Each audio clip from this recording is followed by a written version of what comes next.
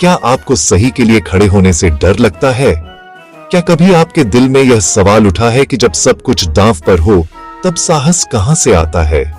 इतिहास के पन्नों में ऐसे अनगिनत नाम छुपे हैं जिन्होंने डर के साए में भी उम्मीद की लौ जलाए रखी। आज हम आपको एक ऐसी ही रात की कहानी सुनाने जा रहे हैं जब हर सांस में खतरा था और हर कदम पर मौत मंडरा रही थी। क्योंकि एक तूफानी रात के अंधेरे में जब हवाएं दीवारों से टकरा रही थीं और बिजली की चमक से साया भी डर रहा था, गोपाल मुखर्जी और उनके दोस्तों ने सब कुछ दांव पर लगाने का फैसला किया।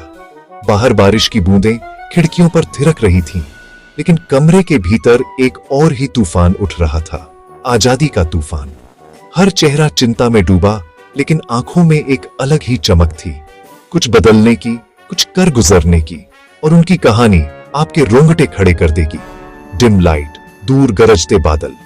हर कोई जानता था कि अगर आज रात पकड़े गए तो शायद सुबह की रोशनी न देख पाए, लेकिन डर के उस पार ही तो आजादी का सपना था। उस कमरे में हर सांस, हर फुसफुसाहट, हर धड़कन एक वादा थी, हम झुकेंगे नहीं। एक गुप्त ठिकाने में गोपाल मुखर्जी खड़े होते हैं। उनकी आवाज डर को चीरती है। साम्राज्य के दिल पर हमला करने का समय आ गया है।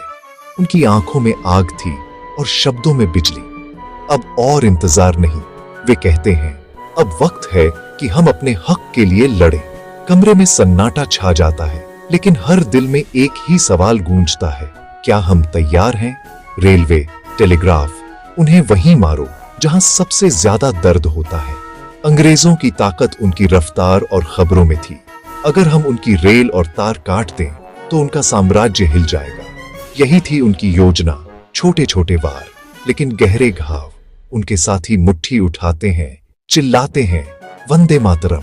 उस एक नारे में सैकड़ों सालों की पीड़ा, उम्मीद और विद्रोह छुपा था। हर आवाज में एक ही भावना थी, अब या कभी नहीं।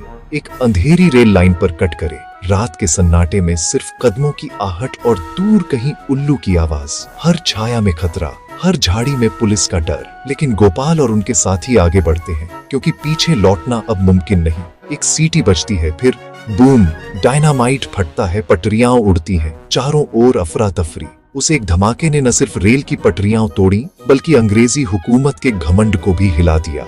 लोग भागते हैं, सैनिक चौंक जाते हैं, और खबर जंगल की आग की तरह फैल जाती है। अंग्रेजों को आखिरकार पता चल गया, भारत चुप नहीं है। हनीयन आपको पसंद आया तो लाइक, कमेंट, शेयर और मेरे चैनल को सब्सक्राइब कर देना।